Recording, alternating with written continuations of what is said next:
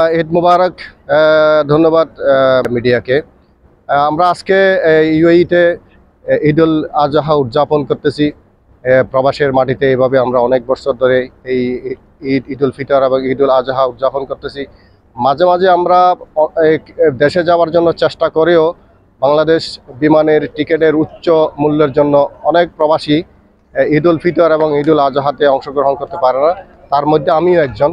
আমি চেয়েছিলাম, অনেক চেষ্টা করেছিলাম একটা রিজনেবল মূল্যের মধ্যে আমরা টিকিট নিয়ে দেশে যাব, কিন্তু আমাদের সে ভাগ্য হয়নি।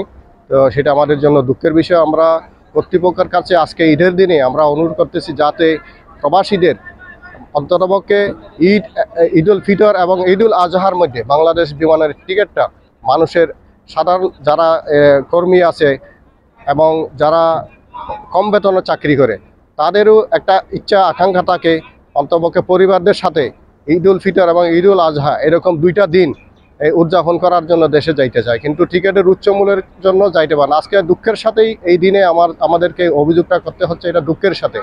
তো সবাইকে ধন্যবাদ জানাচ্ছি, ঈদ মুবারক জানাচ্ছি, ঈদের শুভেচ্ছা জানাচ্ছি সারা বিশ্বের প্রবাসী বাংলাদেশি এবং অন্যান্য দেশের প্রবাসীদের জন্য, এবং আমাদের জন্য দোয়া করবেন যাতে আমরা প্রবাসীর মাটিতে সবাই সুস্থ এবং সুন্দর থাকতে পারি।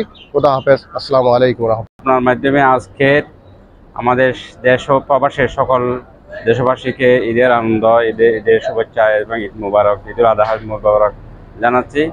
আপনারা জানেন আমরা প্রবাসী যারা ঈদে আছি, ঈদের মধ্যে এই সকল প্রবাসীদেরকে যেন ঈদের আনন্দ ভাগাভাগি করে আমরা যারা প্রবাসীর মাটিতে আছি, আমরা প্রবাসের মধ্যে ঈদেরকে সকলকে আবারও ঈদুল আজহা এবং ঈদের যে শুভেচ্ছা আপনার সকলকে জানাচ্ছি। দেশে বিদেশ প্রবাসে সবাইকে দেশ ও প্রবাসী ঈদের শুভেচ্ছা, ঈদ মুবারক জানাচ্ছি।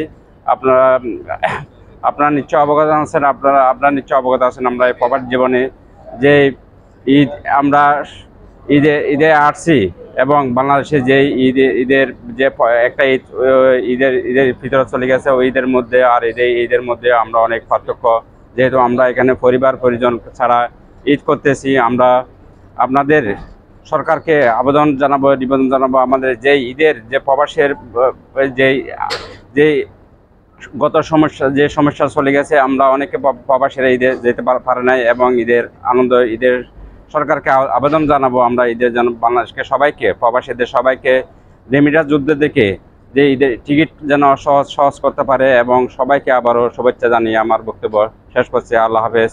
সবাইকে ঈদুল আজহার শুভেচ্ছা, ঈদ মুবারক। আমরা দীর্ঘদিন ধরে প্রবাসে আছি, সুখে দুঃখে প্রবাসের ঈদ উদযাপন করি। আলহামদুলিল্লাহ, এই ঈদ সবার মঙ্গল কামনা করতেছি, সবার স্মৃতি বিজড়িত এই প্রবাসী জীবনের ঈদ আনন্দময় হোক, সুখে শান্তিতে হোক। আপনাদের সবাইকে ঈদ মোবারক। ধন্যবাদ। সবাইকে জানাই ঈদ মোবারক। আমরা প্রবাসে আছি, আপনাদের ছেড়ে কি করব, চাকরি আর ব্যবসার খাতিরে এখানে আছি, এই জন্য এখানে ঈদ করলাম ইউএতে।